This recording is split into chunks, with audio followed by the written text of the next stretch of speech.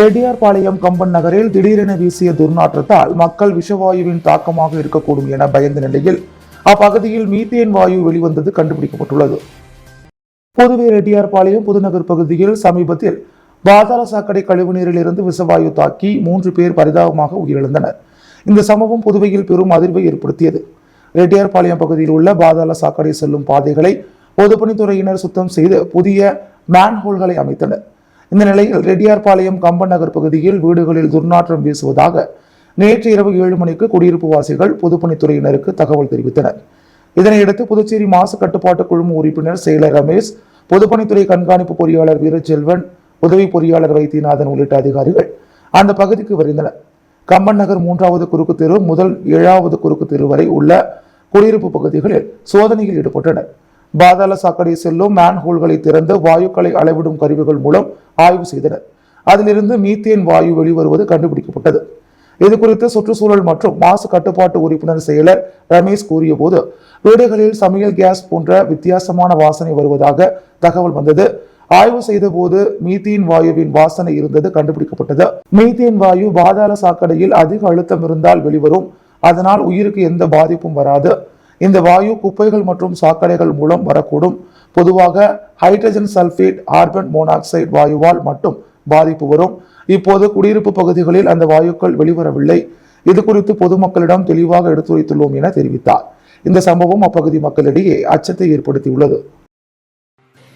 முத்தியால்பேட்டை பகுதியில் வன்கொடுமையால் பாதிக்கப்பட்டு இருந்த சிறுமி ஆர்த்தியின் குடும்பத்திற்கு முதலமைச்சர் நிவாரண நிதியிலிருந்து ரூபாய் 20 லட்சத்திற்கான காசோலையினை முதலமைச்சர் ரங்கசாமி வழங்கினார். முதலமைச்சரின் பரிந்துரையின்படி புதுச்சேரி முத்தியால்பேட்டை பகுதியில் வன்கொடுமையால் பாதிக்கப்பட்டு இருந்த சிறுமி ஆர்த்தியின் பெற்றோரிடம் ஆதிதிராவிடர் மற்றும் பழங்குடியினர் நலத்துறை வன்கொடுமை தடுப்பு சட்டத்தின் கீழ் இறப்பிற்கான முதல் தவணையாக 50% நிதியாகிய ரூபாய் 4,12,500 மற்றும் புதுவை அரசின் கூடுதல் நிவாரணமாக ரூபாய் 3 லட்சம் என மொத்தம் 7,12,500 ரூபாய் நிதிக்கான ஆணையினை முதலமைச்சர் ரங்கசாமி கடந்த 9/3/2024 அன்று வழங்கினார். இது தவிர ஆதிதிராவிடர் நலம் மற்றும் பழங்குடியினர் நலத்துறை சார்பில் எதிர்பாராத விபத்தில் இருக்கும் குடும்பத்தினருக்கு இழப்பீடு வழங்கும் திட்டத்தின் கீழ் ரூபாய் 10 லட்சம் இழப்பீட்டு தொகையாக முதலமைச்சர் ரங்கசாமி சிறுமி ஆர்த்தியின் பெற்றோரிடம் கடந்த 11/6/2024 அன்று வழங்கினார். மேலும் முதலமைச்சர் ஏற்கனவே அறிவித்தபடி முதலமைச்சர் நிவாரண நிதியிலிருந்து ரூபாய் 20 லட்சத்திற்கான காசோலையினை சிறுமி ஆர்த்தியின் பெற்றோரிடம் இன்று வழங்கினார். இந்நிகழ்ச்சியின் போது சட்டமன்ற உறுப்பினர் பிரகாஷ்குமார் உடனிருந்தார். பெற்றோர் தங்கள் குழந்தைகளை பள்ளியில் சேர்க்கும் போது அவை முறையான அங்கீகாரம் பெற்றுள்ளனவா என்பதை உறுதி செய்வது அவசியம் என புதுச்சேரி கல்வித்துறை எச்சரித்துள்ளது. புதுவை பள்ளிக்கல்வி இயக்குநர் பிரியதர்ஷினி வெளியிட்டுள்ள செய்திக்குறிப்பில், புதுவை ஒன்றிய பிரதேசத்தில் பள்ளிக்கல்வி இயக்ககத்தின் உரிய அங்கீகாரமின்றி பல தனியார் பள்ளிகள் இயங்கி வருகின்றன. கல்வித்துறை ஆய்வின் போது அங்கீகாரமின்றி தனியார் பள்ளிகள் செயல்படுவது தெரிய வந்துள்ளது. சட்டத்திற்கு முரணான வகையில் அங்கீகாரம் பெறாத 33 தனியார் பள்ளிகளை மூடுமாறு முதற்கட்டமாக கடந்த ஆண்டு டிசம்பர் 15ஆம் தேதி பள்ளி கல்வி இயக்கம் உத்தரவிட்டது. மேலும் அரசு அங்கீகாரம் இல்லாத பள்ளிகளில் குழந்தைகளை சேர்க்க வேண்டாம் என பெற்றோர்களுக்கு அறிவுறுத்தப்பட்டது. தற்போது 2வது கட்டமாக மேலும் 33 அங்கீகாரம் இல்லாத தனியார் பள்ளிகளை மூட பள்ளி கல்வித்துறை உத்தரவிட்டுள்ளது.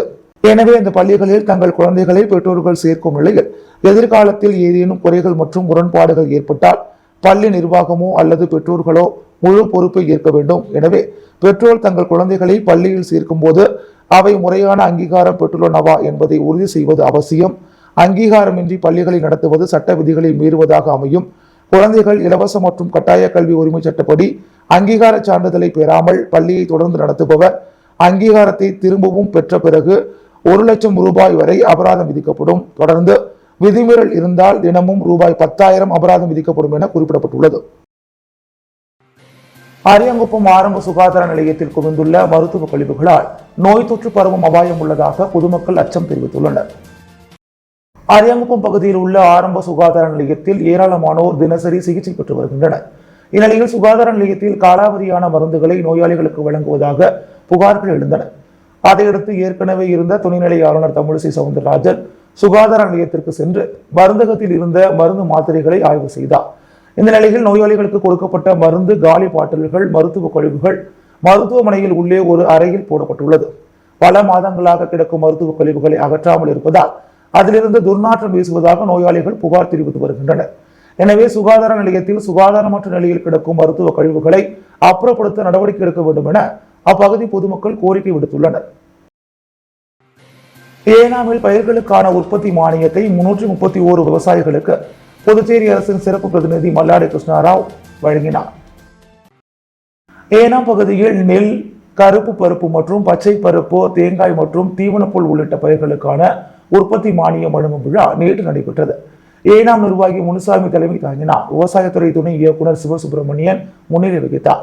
இதில் 331 விவசாயிகளுக்கு ரூபாய் 24,14,232 மானியமாக வழங்கப்பட்டது. விழாவில் புதுச்சேரி அரசின் சிறப்பு பிரதிநிதி மல்லாடி கிருஷ்ணராவ் சிறப்பு விருந்தினராக கலந்து கொண்டு காசோலைகளை வழங்கினார். ஏற்பாடுகளை விவசாயத்துறை அலுவலர்கள், ஊழியர்கள் செய்திருந்தனர்.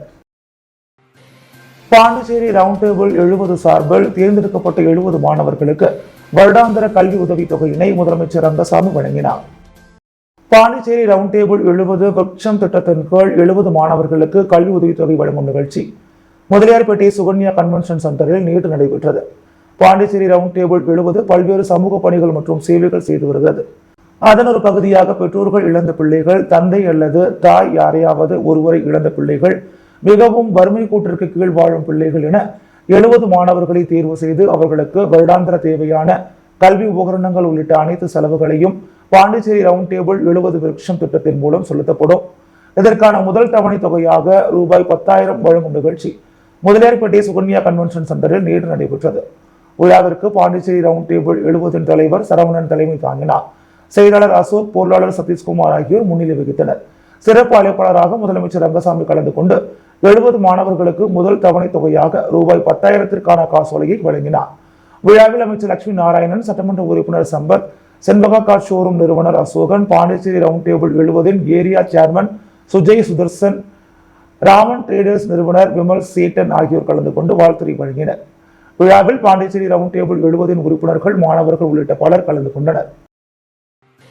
புதுச்சேரி MSME அலுவலகத்தில் நடைபெற்ற சர்வதேச சிறு குறு தொழில் தின விழாவில் பங்கேற்ற தொழில் முனைவோர்களுக்கு துறை சார்ந்த வசதிகள் மற்றும் அரசு திட்டங்கள் குறித்து விளக்கம் அளிக்கப்பட்டது. புதுச்சேரி தட்டாஞ்சாவடியில் உள்ள MSME அலுவலகத்தில் சர்வதேச சிறு குறு தொழில் தின விழா நடைபெற்றது. லகு உத்தியோக் பாரதி சிறு குறுந்தொழில் முனைவோர் சங்கத்தின் தலைவர் பாஸ்கர் தலைமையில் நடைபெற்ற நிகழ்ச்சியில் துணைத் தலைவர் வேலுசாமி, பொதுச் செயலாளர் விஸ்வேஸ்வரன், பொருளாளர் சுரேஷ்பாபு ஆகியோர் முன்னிலை வகித்தனர். இந்த விழாவில் NSIC, MSME, DIC, SIDBI ஆகிய நிறுவனங்களின் உயர் அதிகாரிகள் பங்கேற்ற MSME நிறுவனங்களுக்கு அந்த துறை சார்ந்த வசதிகளையும் அரசு திட்டங்களையும் விளக்கி கூறினர். இந்நிகழ்ச்சியில் MSME தொழிலதிபர்கள் சுமார் 50 பேருக்கு மேல் பங்கேற்று விழாவை சிறப்பித்தனர். புதுச்சேரி பழைய துறைமுகத்தில் இருந்து சுப்பையா சாலை முழுவதும் சாலையின் இரு புறங்களிலும் போக்குவரத்துக்கு இடையூறாக இருந்த ஆக்கிரமிப்புகளை பொதுப்பணித்துறை அதிகாரிகள் அதிரடியாக அகற்றினர். புதுச்சேரி நகர பகுதியில் போக்குவரத்திற்கு இடையூறாக உள்ள ஆக்கிரமிப்புகள் அகற்றப்பட்டு வருகிறது. அதன்படி புதுச்சேரி பழைய துறைமுகத்திலிருந்து சோனாம்பாளையம் 4 முனை சந்திப்பு வரை சுப்பையா சாலையின் இரு புறங்களிலும் உள்ள கடைகளால் போக்குவரத்து பாதிக்கப்பட்டு விபத்து ஏற்படுவதாக புகார் வந்தது. இதையடுத்து போக்குவரத்திற்கு இடையூறாக உள்ள அனைத்து கடைகளின் ஆக்கிரமிப்புகளை அகற்ற வேண்டும் என்று பொதுப்பணித்துறை சார்பில் அனைத்து கடை உரிமையாளர்களுக்கும் நோட்டீஸ் வழங்கப்பட்டது. ஆனால் இதுநாள் வரை கடை உரிமையாளர்கள் ஆக்கிரமிப்பை அகற்றவில்லை. இதனையடுத்து JCB இயந்திரம் மூலம் பலத்த போலீஸ் பாதுகாப்புடன் இன்று பொதுப்பணித்துறை அதிகாரிகள் சாலைகளின் இரு புறங்களில் உள்ள ஆக்கிரமிப்புகளை அகற்றினர்.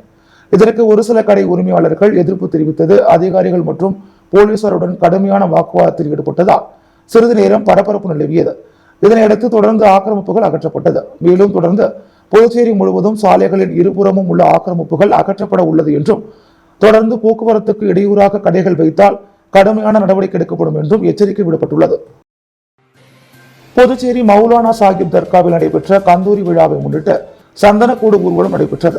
இதில் ஏராளமான இஸ்லாமியர்கள் கலந்து கொண்டு சிறப்பு தொழுகையில் ஈடுபட்டனர்.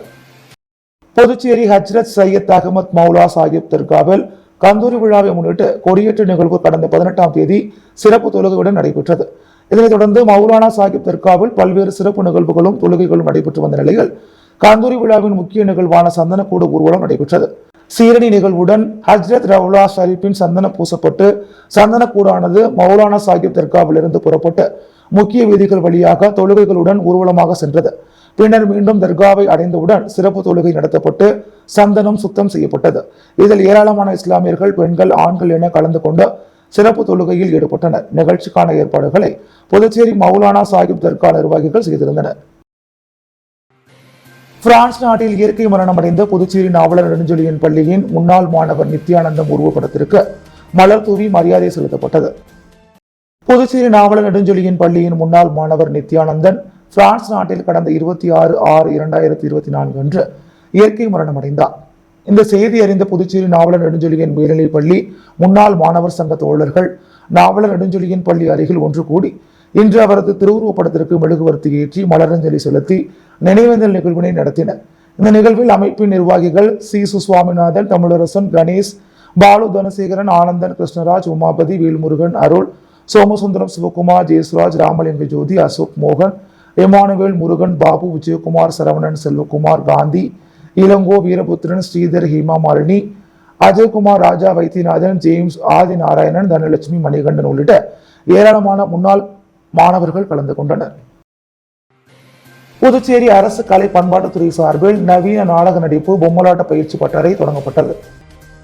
புதுச்சேரி அரசு கலை பண்பாட்டுத்துறை சார்பில் நவீன நாடக நடிப்பு முறைகள் மற்றும் பொம்மலாட்ட தொழில்நுட்ப பயிற்சி பட்டறை துவக்க விழா கருவடிக்குப்பம் ஈசிஆர் சாலையில் உள்ள காமராஜர் மணிமண்டபத்தில் நடைபெற்றது. கலை பண்பாட்டுத்துறை இயக்குநர் கலையபெருமாள் தலைமை தாங்கினார். சிறப்பு விருந்தினராக முதல்வரின் நாடாளுமன்ற செயலர், சட்டமன்ற உறுப்பினர் ஜான்குமார் கலந்து கொண்டு பயிற்சி பட்டறையை துவங்கி வைத்தார். இதில் நவீன நாடக அரங்க செயற்பாட்டாளர் பிரளயன், நவீன நாடக அரங்க பயிற்றுநர்கள் காந்தநாதன், பிரேம்நாத், நாடக செயற்பாட்டாளர் கலைமாமணி ஆறு செல்வம் ஆகியோர் கலந்து கொண்டு நவீன நாடக நடிப்பு முறைகள் குறித்து பயிற்சி அளிக்க உள்ளனர். இதேபோல் மரபு அரங்க பயிற்றுநர்கள் தண்டபாணி, கலைவாணன், அருணகிரி, எலிசபெத் ராணி, பாலசுப்ரமணியன், அருணகிரி ஆகியோர் கலந்து கொண்டு பொம்மலாட்ட அரங்க தொழில்நுட்பங்கள் பற்றி பயிற்சி அளிக்க உள்ளனர். இன்று தொடங்கிய இந்த பயிற்சி பட்டறை வருகின்ற 29ஆம் தேதி வரை 3 நாட்கள் நடைபெறுகிறது. இதில் புதுவை பல்கலைக்கழகம், பாரதியார் பல்கலைக்கூடம், காஞ்சிமா முனிவர் பட்ட மேற்படிப்பு மையம், பாரதிதாசன் மகளிர் கல்லூரி, தாகூர் அரசு கலைக் கல்லூரி உட்பட பல்வேறு கல்லூரி மற்றும் பள்ளி மாணவர்களும் கலையில் ஆர்வமுள்ள கலைஞர்கள் என 150க்கும் மேற்பட்டோர் பங்கேற்றுள்ளனர். பாண்டிச்சேரி ஹெரிடேஜ் ரவுண்ட் டேபிள் 167 சார்பில் செட்டித்தெருவில் உள்ள சொசியஸ்தே புரோகிரெஸ்டிஸ் அரசு உதவி பெறும் உயர்நிலைப் பள்ளியில் ஆர்ஓ வாட்டர் மற்றும் கல்வி சார்ந்த உபகரணங்கள் வழங்கப்பட்டது. புதுச்சேரி செட்டித்தெருவில் உள்ள சொசியஸ்தே புரோகிரெஸ் அரசு உதவி பெறும் உயர்நிலைப் பள்ளியில் பாண்டிச்சேரி ஹெரிடேஜ் ரவுண்ட் டேபிள் 167 சார்பில் சுமார் 15,000 செலவில் ஆர்ஓ வாட்டர் அமைக்கப்பட்டு இன்று மாணவர்களின் பயன்பாட்டிற்கு திறந்து வைக்கப்பட்டது.